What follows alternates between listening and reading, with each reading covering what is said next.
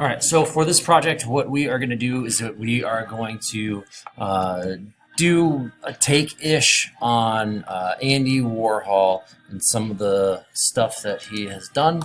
If we pull up this picture. So what we're going to do is that we're going to take an image and we are going to essentially do 4 different versions of it. But one of the first things that we need to do is we actually need to figure out what image we're going to use and crop it, essentially cut it out. Okay, so I'm going to show you a couple different ways to do that. But the first thing you need to do is get an image. So like I said, I'm going to do my daughter. If you want to pull something from the internet, that's fine. It just needs to be like a high resolution photo. And so what you need to do is go into if you go into like Google or something like that, and let's look up, I don't know, J Dilla. Okay, so if I want to do J Dilla, I do images, I go to tools, okay, size, large. And so when I'm looking for images, if I look at this, there's little numbers there. The bigger the number, the higher the quality image it is. And so if I grab something that's too small, it's just going to get super pixelated. So I need to find something that is of good quality, and it's a high enough resolution. Remember, we're doing the head too. So even if it is a big picture, but it's only of like his body, or not his body, but like from here, remember I'm going to have to crop that down, and it might get pixelated and that kind of stuff too. So like if I take this one, I'm going to hit Control, click, and I'm going to say Open Image in New Tab. So Dilla here, so you can see if I click, it is a little bit bigger, so I'm going to drag it over. Another super fast, easy, cheap kind of way to bring images in is to, oh boy, so much stuff on my desktop. Oh, it's right there. If I just dragged it and let go,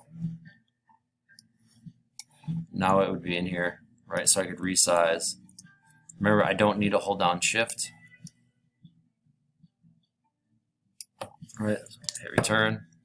I can kind of zoom in to see how, so I can already see it's a little pixelated, which isn't the end of the world.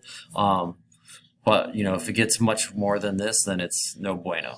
Okay, so I'm gonna ditch J Dilla here. I'm just throw him in. No offense, J Dilla, but I'm gonna throw you in the garbage. I like my baby better.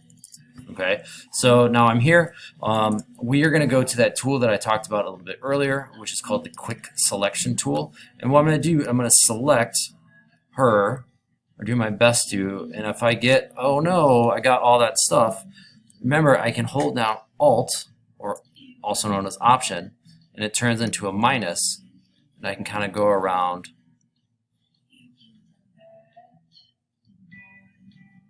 and make the selection. Right? If I miss a spot again, I can just hit plus. And if you know, and this is fine. I can see that like I missed parts of her ear, the head's not super round up there. That's fine. That's not that big of a deal, because what we're going to do next is going to fix that problem. If I'm going to go over to my layers panel, and there is like a rectangle with a hole in it.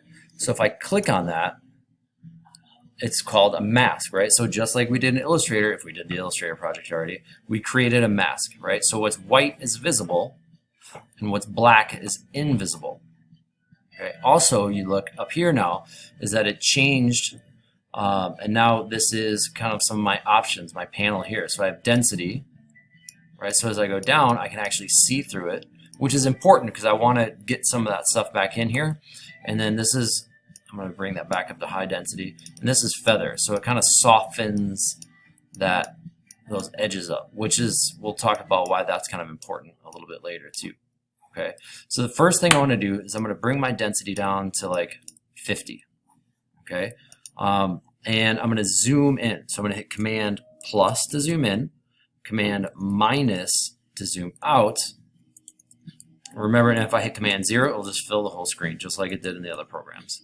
So I'm going to hit Command plus, and I'm going to hold space bar to get the hand. And I'm going to go down to the corner where I want to start, okay, because I'm going to work my way around. So as I can see, like, this isn't too bad through here. It's really not too bad. That's not too bad. There's a little spot there that I missed, not that big of a deal. But here I can see I missed that whole ear. Okay. Remember, what's black is invisible and what's white is visible. So I'm going to go to my brush, and I'm going to need to start painting this stuff in. I need to set up my brush though to make sure it's the way I want it. So I'm going to go hardness of like 75 is fine. You can type it in, or you can just kind of drag it. If it's not perfectly 100, 75, that's fine. 76, somewhere around in that range. Okay. And I'm going to go over here, and I'm going to start painting this stuff in. Okay. So remember, black makes things invisible, and white is visible. It's not going to 100% go away, and that's because our density is set to like 50. If that stresses you out, you can bring it up a little bit higher. Somewhere between 50 to 60 is a good range, because I want to be able to see what I'm actually missing. Okay, so I'm in black and white down here. I can switch it this way, or if I hit X, I think about it as almost like exchange colors.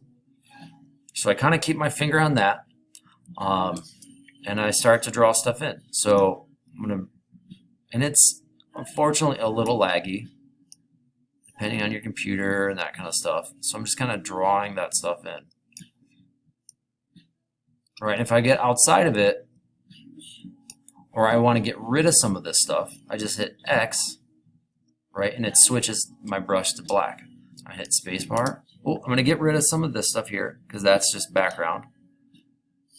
So I'm going to kind of because it's a softer brush, I can overlap, and that's totally fine. If I hit my brackets, it'll let me get a bigger and smaller brush. So you can see that's a little.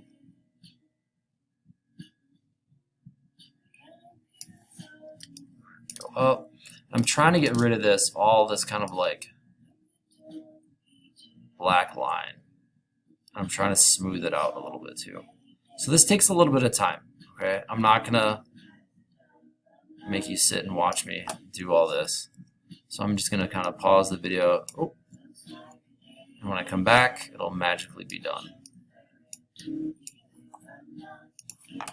So you can see I went around. I'm definitely a lot better off than I was. So, and I know too is that because I use my iPhone's like portrait mode, sometimes it does a really crappy job of like cutting out the head, especially when you zoom in. So I kind of went around and smoothed her head out a little bit too, so it's not as chunky looking.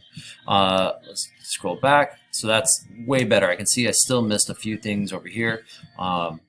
Not the end of the world, okay? But you can see this is a really clean, easy way to make that selection. I can also go in and kind of refine a few things too. So I'm going to go in here, and I'm actually going to hit select and mask. So that actually is going to pull up even more options than I had up there before. Sometimes what'll happen is you'll end up with a outline of like dark or light, or like almost like a weird halo. So you can actually adjust where that radius is by dragging this thing in and out. Okay. You can also smooth out the edges a little bit too. So as you can see, as I drag this out, it kind of smooths everything out just a little bit. So if you have a really pixelated, so if you look at here, this edge is a little more pixelated. So if I smoothed it a little bit, it kind of de-pixelates that a little bit too. Or if you're cutting things and it's a really, really hard edge, that's actually not what things look like. So sometimes just smoothing things a little bit, like if you forgot to use the softer brush, this is a good option for that.